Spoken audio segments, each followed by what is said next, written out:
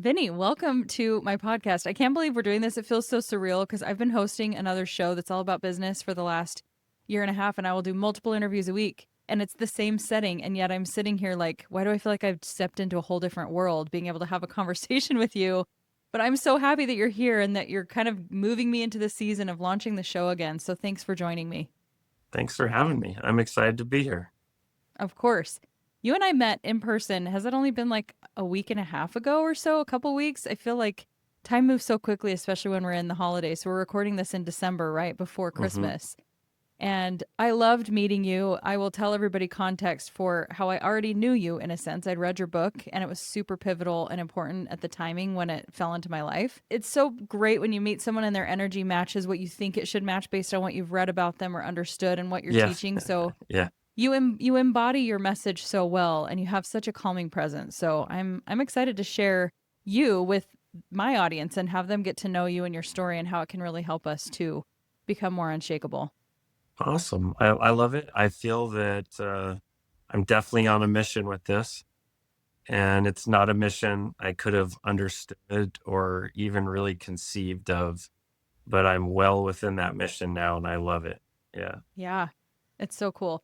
Okay, so we're going to recap a little bit of your story because it's kind of a big one and it's one that you could spend literally hours and you've written an entire book about, but I want people to understand where you're coming from and I selfishly want to get into the nitty-gritty, the middle of the parts of your story that are just so impactful and relevant to us cuz you've had a near-death experience. You pretty much had a death experience. You Yeah. left your body. I'll let you recap that, but I just want to give my listeners a little understanding. Like I mentioned, my dad passed away last February, which was the first really close death that I had ever had outside of grandparents. And it was shocking and unexpected.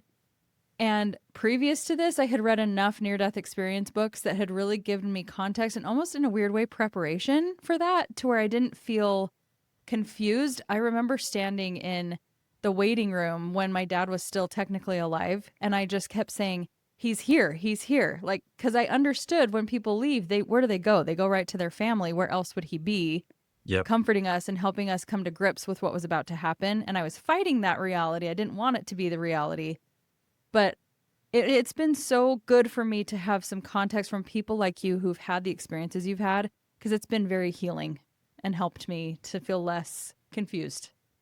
Awesome. I love when it can serve as just a confirmation for people to know that we really don't know much about our true existence, even though we have our whole life here. We really don't know much about our true soul's existence. Mm-hmm. Yeah. Okay, so give us like the Cliff's Notes version of what happened to you in literally leaving your body and leaving this earth for a time, and just give everybody context so they understand what you're going to share with them today when it comes to what you learned. Well, kind of the Cliff Notes version of my experience is I was found dead in a Dairy Queen bathroom in 2003. I was put into a body bag and they were taking my body to the medical examiner when a rookie medic, he felt a prompting to try to resuscitate me. And he broke protocols. He did resuscitate me. I was brain dead for 3 days. So during those Mm. 3 days, I was having my experience and uh, life changing big time. It was Mm-hmm. life changing.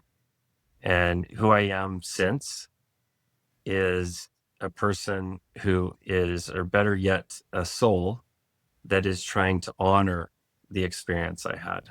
Yeah. Mm. You know, the more I've read experiences like yours, at first there's this like longing of, I want to have an experience like that. I'm so And you don't, curious, you right? don't. I But know. Oh yeah, man, the a more lot I've of read, people, that's yeah, they burn and a lot of people that want this, once it happens to you, you're like, no, you don't want this.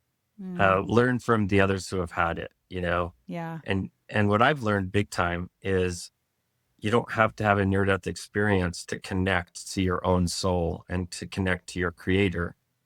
Mm-hmm. And really that's what we're here to do, is to remember who we really are and what we're Mm-hmm. doing here, and have that personal connection with our creator. Yeah. And that's a huge mission that I find myself trying to perpetuate here with the podcast, with everything that I feel called to share. And so sometimes in a weird way, I will say thank you to my dad. And I can't do that without like bursting into tears because, and it's a strange thing to say, but I feel like I believe 100% that when he went, that was somehow a part of my personal destiny and a part of my wake up call. I actually Hmm. started writing a book, and that was the chapter, like the divine wake up call. Because as I said, I'd studied a little bit of this, but there's nothing quite like experiencing it for yourself, knowing someone you knew so well is just right there on the other side. And my life has drastically changed since he died. Like crazy things that I just cannot help but associate with the fact that I have this really close personal, parent on the other side who is Hmm. rooting for me and orchestrating things that I couldn't do myself.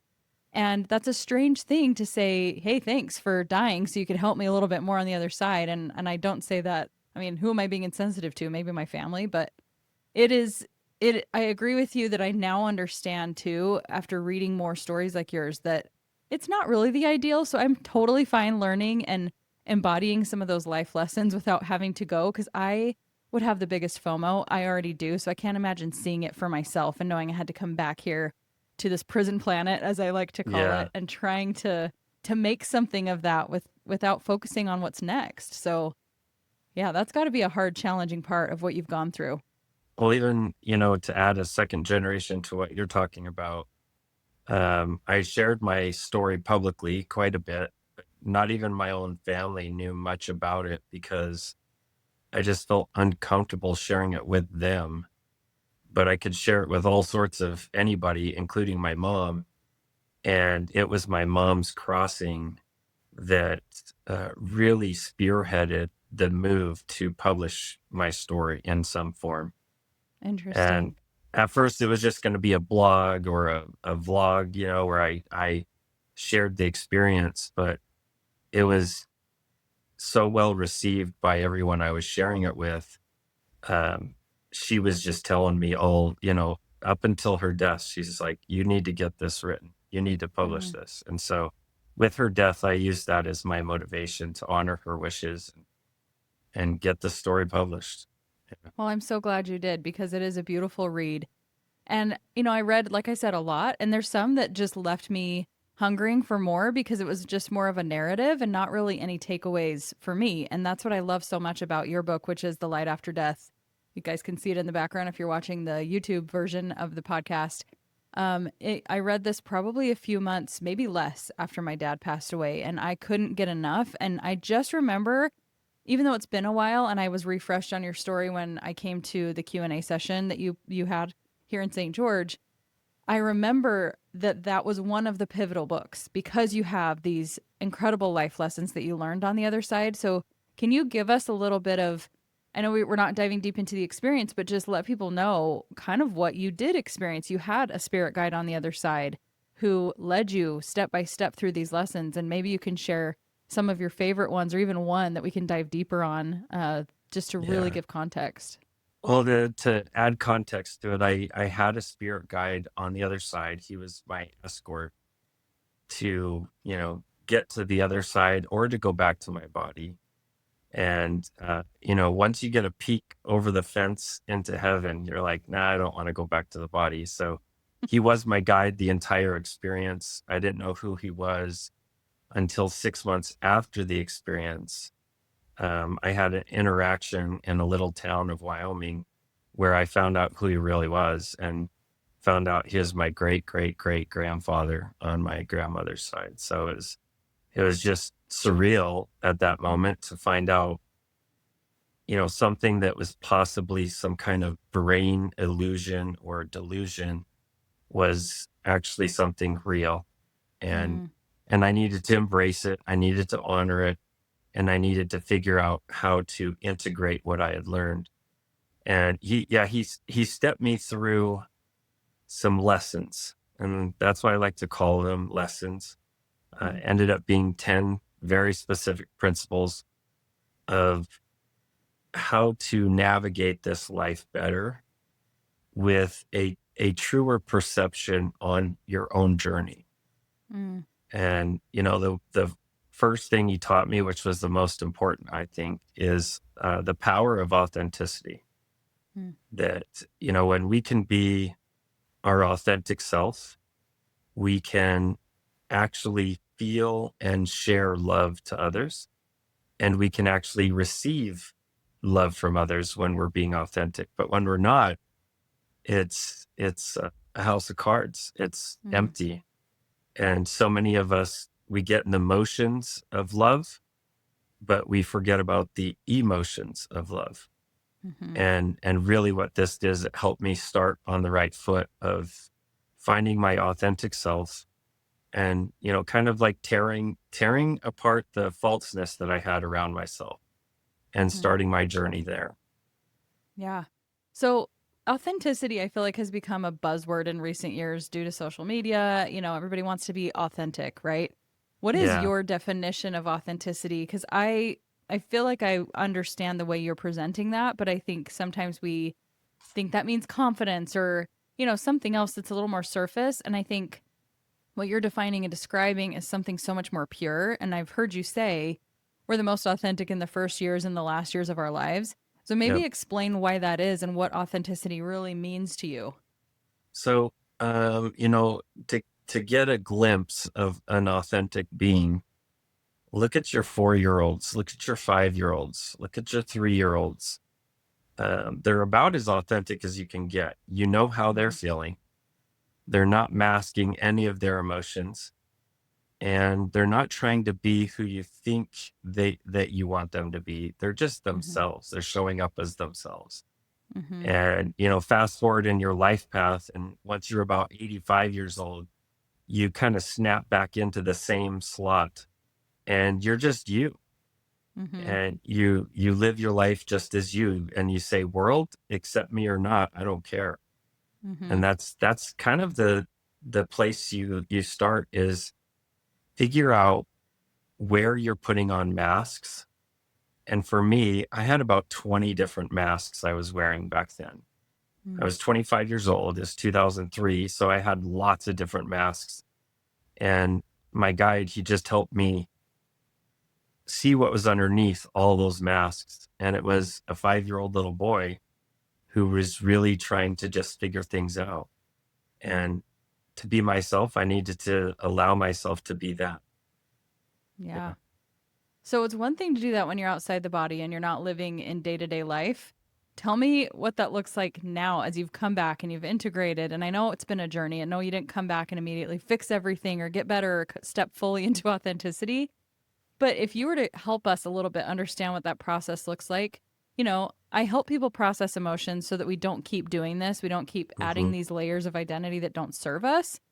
But how would you recommend somebody starting to do this, starting to step into that authenticity and strip these masks away? I would, um, I would ask yourself if there was only one day left to live, how would you live and who would you live that day with? Mm, And that's a good kind of launching point to know who you are and what matters to you. mm-hmm, And then expand it and take your mind and play in your mind a little bit further and say, well, imagine I had 1 month left to live. Who would I be with and what would I do? And if I had 6 months left to live, and start there. Figure out what's important to you, what brings you value, mm-hmm. and start living oriented towards that and not what the world has taught you. Yeah. Yeah. I actually had an experience like that where I thought I was exactly where I wanted to be. I was really successful, making good money, and thought I had the dream life. All the things that you put on your vision board on Pinterest or whatever. That was the life that I found myself in. And I went through a coaching process where they asked 5 years, like if you only had 5 years left. And I thought, easy breezy, not much would change.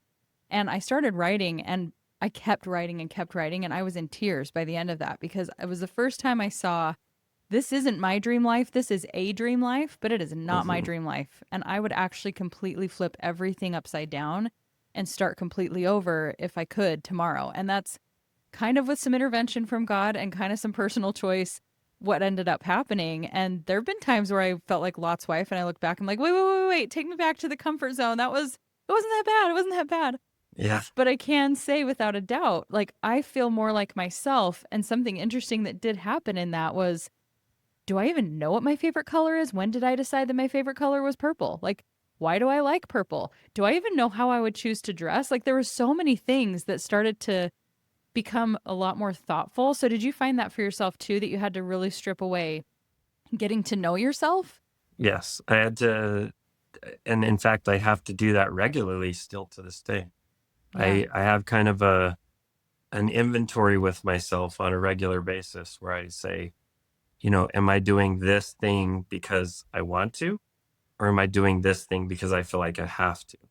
Mm, And all those things that I feel I want to do, I want to put more energy into that and less energy into the things I feel like I have to. But it's yeah. also not, living like a spoiled child, just only indulging what you want. It's more figuring out why you're doing something and asking yourself, why am I not giving myself that why right now? Mm-hmm. I had an example of a fisherman that in Jamaica, he's pulling in some fish, and these successful businessmen see him and they go, "Hey, you're really good at this fishing thing. Why don't you, hire a couple of boats, bring in a lot of extra fish, and make some money off of this?" And he said, "Well, why would I do that?" And the businessman said, "Well, so you could have all this extra money and you could get a big, nice house and drive a big, nice car." And he said, "Well, what would be the end of all that?" And they said, "Well, so you could retire." And he goes, "Well, what would I do when I retire?" And they're like, "I don't know, whatever you want." He's like, "Go fishing." And so he was already doing what Mm-hmm. makes him happy. And he could have let the world convince him he needed to change to be the world's version of success, but he was already his own version of success. He was Yeah. living um, the retired life essentially in his youth, and he Mm-hmm. loved it. So, we all need to figure out our own little niche that really makes us happy, makes our heart sing, and then follow that. Yeah. Yeah, that's easier said than done. I think I was just coaching somebody the other day who was like even nervous to start stepping into this work and start looking at those different layers and masks that she had taken on, because it can be kind of uncomfortable and painful when you recognize how much of your life you haven't lived in that authenticity and what you've missed out on and what you've cost yourself by continuing to do things according to the way other people would label success. And so for you, even though you'd had this experience, like, you had such a different perspective than a lot of people will ever have to see and have a glimpse of what really mattered. But even still, when you came back, did you face that? Was that painful to keep getting to know yourself and to keep stripping away those things and recognize how many years? I mean, only 25 years old, but still, did you look and feel the same way of like, oh, I wasted so much time worrying about the stuff that doesn't matter? No, I really, having the experience helped me learn that there's no greater gift than the present, Mm, and that really allowing yourself to live in the present moment is where you're going to find your greatest happiness. It's like just an example. Last night, I like to go on walks with my son, and my son is 5 years old. And he and I have this thing, it's Christmas time. So we go walking around, we look at Christmas lights and stuff. And it was time to go home, and he didn't want to go home. And the dad in me said, "Nope, we got to go home. We got to get ready for bed." And I felt the strongest feel of almost a higher energy in me say, "Why not go look at lights for 15 more minutes? Come on." Like, this is mm-hmm. really making him happy. And seeing him so happy makes me very happy. So I had a glorious 15 more minutes driving around, letting him look at lights instead of doing the walk. But I got to see a blessed little version of him as he was so excited and full of magic of, seeing this decoration or that decoration. And it was a big deal. Yeah. And when I got done, Spirit tells me, they go, "Isn't that beautiful that you were able to rekindle that magic you had when you were his Mm, age and honor it. Yet you're still being his dad. You got him home in decent amount of time for his bedtime. but I didn't do it because of the rule of coming home for bedtime. I did it to honor his energy. Yeah. Hmm. And my energy Man, too. that places such a different perspective. And I think that it can be so easy as parents or anything, right? Like a business owner, you can get going through the motions of doing just what air quotes has to be done, and you miss the majesty of the moment because Hmm. you're not taking the time to say, well, what's my motivation behind we need to get home and I need to say no to this? And what's the motivation behind like keeping on going and looking at more lights or allowing myself to sit in this moment? Hmm. Can you explain, even maybe from the other side, do you remember having a distinct experience where you understood the power of the present moment and that you were able to bring that back? Like any kind of context and understanding on the other side? Well, I learned very quickly on the other side, there's no future, there's no past, there's only now. Mm-hmm. And that when I was trying to look into the future, I was seeing my past. And when I was trying to look into my past, I was seeing my future. So Interesting. that really the gift was understanding that now is the moment. Now is the moment that counts. Yeah. Mm, that's so crazy. Is that one of the 10 lessons, by the way, or anything kind of That related to was the that take. about living in the now? Yeah. That was the takeaway from one of them. But yeah, it was kind of inclusive of knowing the purpose of life Mm, and knowing that we're not here to judge ourselves. We're not here to judge others. That, life truly is a classroom and not a courtroom. We're here to enjoy the learning, play in the sandbox of life. mm-hmm. And what is that play if it's not play? Yeah. Yeah. So with that, and I love that. I love so much that you shared. A lot of people do view this life as a courtroom and not as a classroom. And we Hmm. think, oh my gosh, we have to pass the test, right? And our theology, especially, we learn we're here to be tested, we're here to pass and make sure we make it in the next life into the right place. But with that, like, how do you balance or recommend people to, adhere to faith and honor those principles that we're learning about, but still understand that it is about learning and it's about progression? And I love that even at the thing I went to where you spoke, like this life is a reward for a lot of work that we did Hmm. previously, like before coming here and our souls coming into this body. But can you just explain that a little bit deeper for people like me who put a lot of pressure on myself to make sure I don't have all this regret in the next life, that I'm doing everything I can and that I'm doing it all right? Because I think that perfectionist pressure that we get sometimes from religion and just that inner sense of needing to achieve can be really hard to balance with living in the moment Well, and everything you said. everything is energy. Mm-hmm. Every breath is energy. Every thought is energy. And we get to create with our energy. And so if we stay, um, it's one thing to have goals and it's really good to have goals, but how we interact with ourselves, if we achieve or don't achieve those goals, is a big deal. Mm-hmm. Some people will cause so much pain in their body that they have to achieve the goals. But ask yourself, okay, fast forward, I've achieved this goal. What makes me happier there that I don't allow myself now? Mm, And start allowing yourself that now. yeah. So start living as the person that's already created that and finding that harmony instead of it constantly being the reach. Because sometimes, and it even goes along with what you said, I guess, with the present moment. Because if we're constantly looking to the future and worrying about it or trying to get it right, then we're missing right now. And then oftentimes we get to that desired end goal and we're not happy. We're actually quite frustrated. And so I think even something that you're saying is like the journey and the way that we achieve those goals is more important than whether or not we achieve what we think we're supposed to achieve. And what we don't realize is the destination is the journey. Mm, The journey is the destination. So the experience is why we're here. yeah. We're not here to get a bunch of zeros in our bank account. We're not here to have the world's version of success. We're here to experience. Mm-hmm. And if we can support that, then let's do it. Yeah. Let's experience. Yeah.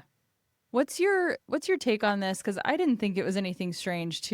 I've stepped into this like understanding that I am a co-creator. Like God created everything, but he created me and I'm created in his image. I'm also a creator. And you've talked about this. That's a huge push in your book, right? Like we need to be intentionally creating. And then I've seen some things where people are like, you're not co-creating with God because he's already created everything. And like, how could you put yourself at his level? What's your take on that and your understanding from what you experienced and what you do right now? And I'll give you another example with my son. I could go to the park with him. I could stare at my phone for the entire time and ignore him while he's playing with his friends at the park. Or I could capitalize on that time and be one of his friends playing with him at the park. Mm-hmm. Both are very close to each other in the world's version of the experience, but one becomes heaven on earth. Mm-hmm. And it's not the phone one. Yeah. Yeah. That Yes. So really connection. it's capturing the opportunity for connection. Yeah. Yeah. And so that's, do you feel like that's a huge component of creation is connecting with other people and even going back to you saying like we figuring out what our purpose is. Like yes, we're here to experience, but even for you, how have you found your to be in the most alignment with the most creative version of yourself? When I say creative, I don't mean like paintbrushes, that can be one Yeah. way, but just to become the very conscious creator of everything that you're doing, what has that looked like for you? Well, for me, I had to tune in to an imprint on my soul. And everybody has an imprint on their soul. That imprint is like a soul calling. And some of us have that to be teachers, some of us have that to be healers, some of us have that to be adventurers. And to me, it's really all of the above. Mm, That in the present moment, we can be teaching either others or ourselves. We can be experiencing, we can be adventuring, and all at the same time, still in pursuit of higher purpose. But finding what speaks to your soul is so important because once mm, you find it, you have to reach out and select it, and then you start to project it. And as you project that through action, um, through words, even through thoughts, then you start to build this energy of expect it so you mm, can collect it. Yeah. mm. But I very love that. powerful as you play that forward. Yeah. Okay, take me through those steps again because I need it for my own brain processing power. So, what So was the first so one? it's you're really just out there selecting what really speaks to your soul. Okay. And if you're not sure, go back to that question, what do you do with 1 day left? What do you do with Mhm. 5 months left, you know? So select that thing and then you project how to bring more of that into your world. And then you expect, like you start living as if you're expecting that to be a part of your world. And Mm. then as it does, collect it, collect those opportunities. Yeah. Yeah. That's so beautiful. I kind of it's not completely similar, but it just reminds me when you say the collect. I came up with this just little acronym of FAR. Like this is how you go far. Like you have to feel your way there. You have to align with everything that you feel called to do, and then you have to be willing to receive it. And I think receiving and collecting can sometimes be challenging. All of those are challenging at different stages of the journey. And Hmm. even selecting, I know that's what we've talked about a little bit so far, but then projecting, there's so much, for me, there's been discomfort with, first of all, even acknowledging what my gifts are and feeling like I'm allowed to claim those. I think if Hmm. you have those life experiences that lead to shame, even over good things that you have, your good attributes, if there's jealousy or people don't know how to receive that, that's kind of hard to step into. And then to fully own that and start projecting and expecting and collecting, man, that you could spend your whole life in the pursuit of that, right? Like that. And is that kind of the Hmm. point? Yeah, that's the whole idea is learning your soul's song Mm, and allowing your soul to have that song because it does have a song. yeah. And I like to use the word frequency, but learn your soul's frequency and really go after it. It's not going to be necessarily the goals you had when you were 20 or 16 or 30. It's really going to be the now. Hmm. Yeah. Yeah. I'm curious if you've had these similar experiences, and I know we will never be the same because you've seen so much more than I have. But for me, the way I've felt that maybe I'm tapping into the right frequency or my soul song, I think we all get these glimpses and these moments. I was just telling my kids this the other day. I used to sing and it was very performative, and I remember singing for like a stake youth conference, and it was the first time that I decided this isn't about performance, this is about using a gift, and I'm going to sing this directly to the Savior. And the feeling that I had, I told this to my kids, it was the first time I ever experienced this overwhelming sense of this is what you were put here to do. This is who you Hmm. are. This is something you are absolutely meant to do. And I think it can be easy for that to get polluted with the world's take on that. And you start to assign all this meaning to it. But I've had many of those moments, and it occurs now in a totally different realm of my life where it's maybe coaching or creating things like this with you, where it's like, this is my soul telling me this is exactly why you're here. And do you feel like it's tuning into that more and more is what Oh, allows you to really capture the song? 100%. Yeah, 100%. And, when you get on the other side, you see people that are in this elite level of joy and happiness on the other side. Mm, Now, a lot of that is just by embracing what's there, right? But another part of it is the successes that they feel with what they did in their journey. And mm, there are people that were very successful grandmothers, very heartfelt, attentive grandmothers that level themselves at such a high, pristine level on the other side compared to people that ran Fortune 500 companies and they were the CEO for 20 years and they don't see themselves anywhere near that kind of level of love on the other side. So, mm, the world points, just like you with your singing, the world would say, oh, you need to put out an album. Oh, you need to sell that album. Oh, you need to distribute that album. You need to do concerts and you do this and you do that. And that's all fine as long as you're doing that as honoring your soul's song. But mm, if that doesn't honor your soul's song, don't do it. mm. That makes me feel a little better about some of the things that it's easy to rewrite history and look back and say, oh man, look at that unfulfilled thing that I didn't do. But I'd like to believe there's a part of me that has honored that. And I think if you feel called to do it, and it's not that you're not doing it out of fear, but honestly, maybe that was just for me, or maybe that was for that moment, and not putting that pressure on everything to become the world's version of success, like you're saying, but really just And enjoying those moments.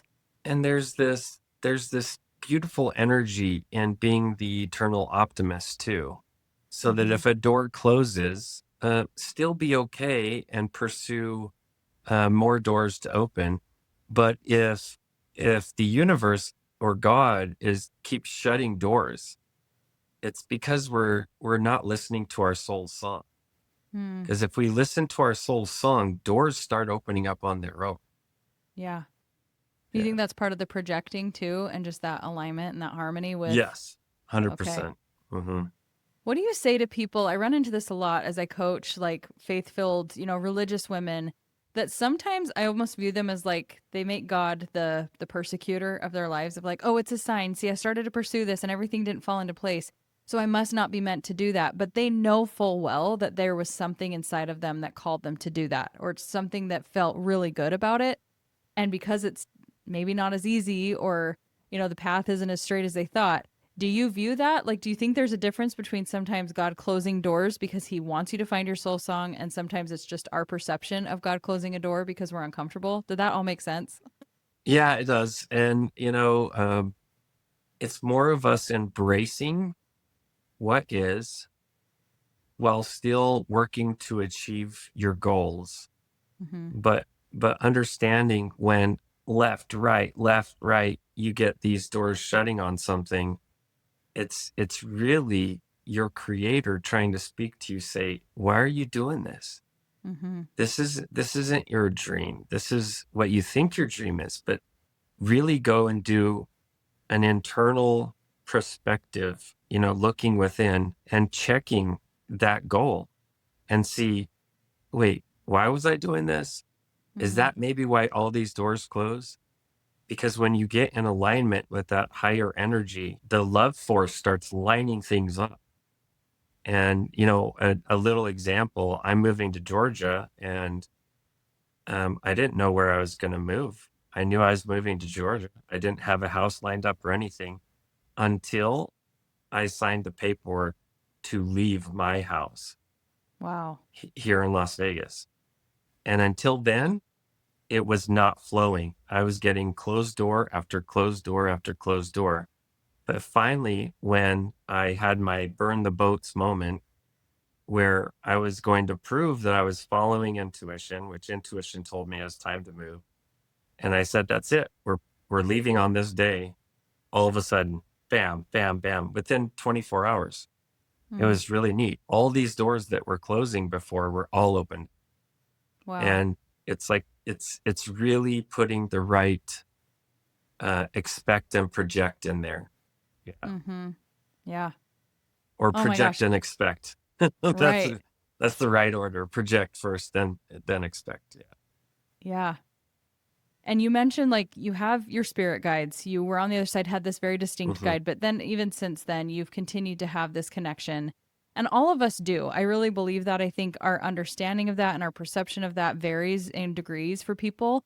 I know Yeah. at times I've felt a little silly, like almost like I need to over explain to people. I can't imagine how you have felt with that, but I sometimes almost second guess myself when I have these distinct moments where I just know it's my dad, or I will sense a specific family member, like a grandma, my mom's mom, or my mom's grandma. And it feels like, oh, I'm just making this up because it's something that makes me feel better. In your experience, like how real is that though? I mean, I believe that from a faith standpoint, but help us to understand how truly like real that is for each one of us. Well, that's, the seventh principle I was taught is that our thoughts give us the power of creation. Hmm. So what we think becomes reality for us. So what the mind can conceive, the body can achieve. Hmm. And so just because we're thinking it doesn't mean it's not true or it is true. My perception is that if you can believe it, it is true. Hmm. It I like is. that. Yeah, it's less about trying to convince yourself. It's just the fact that it even entered. The fact that it's even Mhm. like a possibility means that that's very, very real for all of us. When I had my experience, it was a long time ago, it was 2003. If somebody had met me at the hospital when I woke up from my coma and said, "You're gonna go speak to people all over the world. You're going to talk about your story. You're going to do healing with people and help them find their own path to healing, literally with people all over the world." I would have thought that's just not even possible. It's Mm-hmm. not even back then. I was a home builder. I did, TV production on the side. It was, it was not even a possibility. But yet, after so many years of God reinforcing that in me, I finally got out of God's way and started embracing my own soul's song as a healer and Mm. helping others find a path to their own healing. Wow. That is so beautiful. Do you feel so, of all the things that you experienced and have brought back with you, what has the journey of incorporating all of that been like? I mean, has it been years and years in the making? Do Yeah. some things stand out to you at different stages and it's Oh, just, it's been oh, it's I been get it? heaven and hell. It's been heaven Yeah. and hell both. It's like, it's one thing to do something because you have faith in it, but it's a whole nother way to live when you know that's your path Mm-hmm. or that's your truth.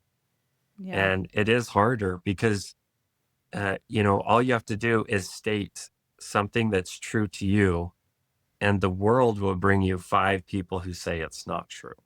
Mm-hmm. And sometimes the people closest to you are the ones telling you that that's not true.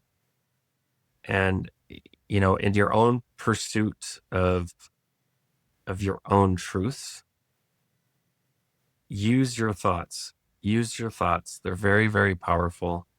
But also understand that if you're using your thoughts, don't put yourself around negative information. Mm-hmm.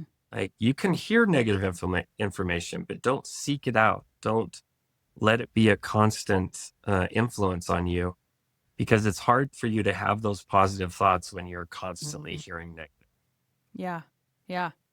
That makes sense. And you mentioned like a few steps back in our conversation, like somebody on the other side who is just high up there, high frequency because they were an amazing grandma versus someone who ran a Fortune 500 company. That's Hmm. how much of that is like personal decision of like, are we up there feeling that fulfillment from ourselves? Or is that's not like, oh, you get more gold stickers because you were amazing grandma. That's not what we're saying. It's that sense of fulfillment because we It's lived and soul, yeah, honored.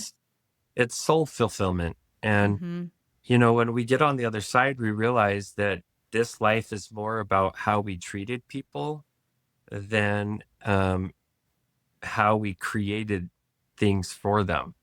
It's Mm-hmm. really about how we treated them. And when we treat people with love, we build relationships of love. And relationships are the wealth in heaven. That is the Mm-hmm. wealth in heaven. And it is full of an abundance of wealth from love from the creator to you. But once you're up there, you want to have these networks of love all around you. Mm-hmm. And if you were a career driven, income driven, goal driven being without any true friends, heaven's going to be kind of lonely. Yeah. And that's not even to say because goals are fine. Like there's a progress that we need to make here being in the world. We're living in a society where we need those things, but it's really about the focus and the intention behind it. And I think I remember what I was gonna say earlier. I think God is so loving and amazing in this way that I don't know if you've ever experienced this where he kind of lets you take your own little path. And I use let you very loosely because he's let us do all of this, right? We have our agency. Hmm. But I remember distinctly having this thought enter my head. Okay, I let you do it your way. Are you willing to try my way now? And I was like, Yeah. okay, like I get it. Thank you for letting me go and try my little worldly way of thinking I had all the answers. I still continue to struggle with that of complete surrender. That was my word of 2025 is surrender. And it's been, man, a journey of like I don't know if you ever saw that meme or that video trend years ago. And it was like, okay, just hold on to my hand. And then you feel like you're being drugged through craziness because Yep. you're like, okay, I'm holding on, God, but you have to hold on for dear life sometimes. Yeah. And Um, sometimes it feels crazy when you're holding on to something that God handed you. mhm. But when you truly just hold on to it because you know it's coming from the right place, it'll take you places. It will. Yeah. Yeah. Yeah. I'm kind of in the middle of that, or I hate to say the beginning, but it feels like the beginning in some regard of living that way. And it's been such a journey of letting go of control and feeling safe to just lean in, which is so funny how we have to retrain ourselves or train ourselves for the first time to trust the God who created us and gave us the entire world. But Hmm. it's a process of when my dad died, I remember my husband saying something so beautiful and profound. And I was just realizing I hadn't noticed how much I depended on my earthly father for my sense of security in so many different ways. Hmm. He was a rock, that's a very substantial person in your life if you had a good dad that felt like that safety net. And I realized for the first time how much I had been relying too much on my earthly father and that I wasn't as much relying on my heavenly father. And that was a good lesson where my husband was like, you're going to have to kind of lean into that and develop that different relationship and that new Yeah. trust. And that's been huge. And I feel like that's been really integral in my journey is to step outside of what was comfortable into now this new comfort. And it's not very comfortable a lot of times, but it's also incredibly fulfilling. Like it's that soul rush that you feel of this is it. This is much more fun. It's hard, but it's so much more rewarding than what I was trying to do over there. Um, Yes. so And I know and you you know get what to I'm have saying. that you get to have that inner peace too. Yeah. And that inner peace comes when you are starting to resonate in your soul song. Mm-hmm. And there's nothing like that inner peace that you get from it. That's a personal heaven you get to have here. Yeah, little glimpses of that full eternal joy. And Hmm. with that being said, it actually makes it so ludicrous that we do ever judge or compare. And I understand deeper what that commandment means, right? To not covet or to not do those things because how can you compare an apple to an orange or like an apple to a dog? Like it's just so, so different. And if we all have our own soul song, one of my favorite songs is David Archuleta actually like it's like a symphony. If you listen, we're all here and like we bring our songs together and it creates this incredible orchestral, sound. And Hmm. that's what I've tried to do is even as I give myself the permission to step into my soul song, I find myself finding it easier to give other people the space to experience theirs. And that's all part of the purpose, right? Like you said, how we Yep. treat others and the way that we interact with each other. What a beautiful thing that we rob ourselves of when we're trying to judge and compare and keep Yeah. up. We're missing the boat, we Yeah. are. It's like we can really enjoy the moment. The Mhm. moment of now, we can enjoy it. And that's something I teach. I actually teach people how to enjoy every single breath. And what happens if you hold your breath? You lose consciousness. That means there's consciousness in your breath. Wow. Yeah. And what would happen if you started breathing more consciously? Hmm. You could Yeah. change your world. I agree with that. And I teach that even as I teach people to regulate. And like it really I think when I was at your Q&A session, you had us do that. You had us do some breathing and that Hmm. brings that alignment and that's really stuck with me. It kind of gave a little bit more understanding into why it works. Like the principles that I teach with regulating the body and connecting it to the spirit. That's why, because it is that Hmm. consciousness and it's bringing that intention. And I'll admit, like, I know all this and I'm not the best at it, but ever since then, I've been a little bit more aware of breath and I've used that as a moment to really get grounded because I loved the way you described that is the spirit aligning with the body. Can you get a little bit more? I don't know if there's anything more you would add to that to help other people understand what we're saying. Well, one of the most powerful breaths you can take is a conscious breath. Mm, And one way that works really well for me is what I call Yahweh breathing or breathing the consciousness of life. And that is a deep inhale through the nose and a tight, controlled exhale through the mouth, where you hold your air in your diaphragm and you pressurize it out of you as you exhale. And for people that have never done breath work, doesn't matter. Try it. mm-hmm. Try it. Unless you're driving. If you're driving, don't do this. But if you're not driving, um, let's do one right now. You want to do one right now? Yeah, I do. I'm like, Okay. I'm trying not to. So let's do it. Okay. So I like to do it with my eyes closed. It's way more powerful if you can. Okay. So close your eyes and do a big first off though, give yourself a overall score of wellness.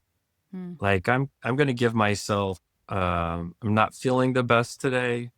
Um got some stuff that I was dealing with for people in my journey today, and it was pretty rough. So I'm going to give myself a 6. Okay. mm. And with a couple of these healing breaths, I know for a fact I can get myself to an 8. So give yourself that score first, and then go Okay. ahead and do a deep, controlled inhale through the nose,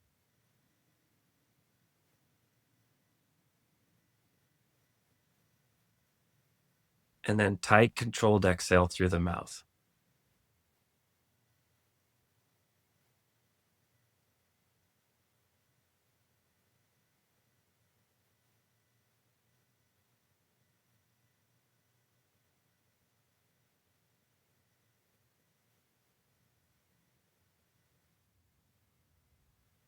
So with just one of those, I get myself to about a 7.5, almost an 8. And Mm, if I do one more, I definitely can get myself into an 8. But it's important to understand that so much of how we live is how we live. mm. So Yeah. live enjoying your very breath.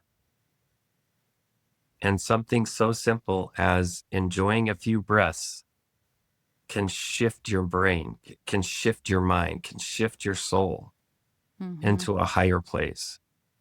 And Yeah. it's so silly and so simple, but that's why it's beautiful. It Yeah. works. And it's so accessible. Like it's nothing complicated that you have to study forever. There's always different levels of integration, but something as simple as coming to the breath and being able to connect that and feel that much better, because I went up a couple levels for sure, and that's pretty powerful. And we deny ourselves of that quite often, getting stuck in the hustle and bustle of life, trying to achieve, trying to reach for more. And how much different will the pursuit of your goals and dreams be when you do it from that place? Like, that's kind of what I'm learning, is you don't have to stop having ambition. It's just ambition with the alignment is so much more impactful and powerful. And I wanted to ask, do you feel like these, it's easy for people to say, there's the extreme of eat, drink, and be merry, for tomorrow we die, like live it up, right? And I think you mentioned earlier, this isn't about just being a selfish brat and getting everything you want, kind of connected. But I guess what I'm saying is it can even still, for those who are not trying to just go out and live a wild life, we can still kind of act like, oh, well, everything will be made better on the next life. When we're in heaven, Jesus will fix it all. What is your perception on that? Like, is there an advantage to us understanding and doing these things now on earth instead of waiting for Yes. things to be fixed later? Well, if we allow prejudice inside of us, that same prejudice is going to prevent us from moving into the next world. Hmm. And so it's important for us to release that prejudice and allow ourselves to enjoy the now. Mm-hmm. Because when we can do that, we can enjoy the then that's coming. Yeah. Huh. And is that varying degrees? Like, we're all a little bit prejudiced, right? Like, we all kind of have our stuff. Are we talking bigger things like holding long term grudges? Or are we talking like you're going to prevent your growth even from being a jerk about the other drivers on the road or things like that? It's all of it. It's all of it. Mm, And so what happens when we find something that bothers us and we build a wall of prejudice in between us and that, it's because somewhere inside of us, we feel that exists. mm-hmm. And so to truly release that, release it now. Why wait until you get over there? Because Mm-hmm. why waste that time? You have plenty of time here. So don't waste your time and start embracing the complete acceptance. Because if we wait for some outside Superman to come save you, guess what? You're going to get on the other side and you're going to find out Superman was always you, and that you were supposed to be saving yourself the whole time, and that there is a Superman born into you, a Superwoman or Superman that you can breathe into life, and you can embrace that aspect of this life right now, this world here, and allow that saving to start happening now. Mm. And do you think people get this wrong, where because Jesus Christ is the savior, they expect he'll just fix it and save it, when he was literally just modeling for us? Because he says, right, like the kingdom of God is within us. He was Yeah. the walking example and embodiment of that. And he's just trying to show us, part of my progression and understanding is these commandments, these rules, if you will, like his pattern of living was not to condemn us. It's completely to help us to find that joy. And we're the ones who prolong feeling the pure charity, the love of Christ, the love, like, just, I know it's hard to even define love. I haven't experienced what you have, but I sense that we don't quite grasp what love means. And there is an embodiment of that I think we get it. I get moments like when I said I tapped into my soul song and I knew I was living in harmony with my purpose. I've also felt overwhelming glimpses of this to random people. I remember being in a grocery store in Tennessee and being like, oh my goodness, the overwhelming amount of love that I felt for the checker. All of a sudden, I wanted to hug them. I wanted to like run off into the sunset with them. And I was like, what is this? And I felt, the spirit say, like, this is what charity is. This is the pure love of Christ. And you can feel this all the time.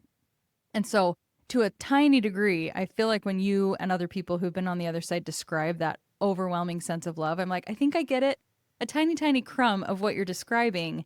And do you agree that Christ is there to model that is what we're here to do and become, not that we're trying to pass this so we can feel that later? Well, Christ himself said, the keys to the kingdom are within us. Mm-hmm. The keys to the kingdom of our creator is inside of us. And he even liked to be referred to as the way shower. Mm. because he did show us the way.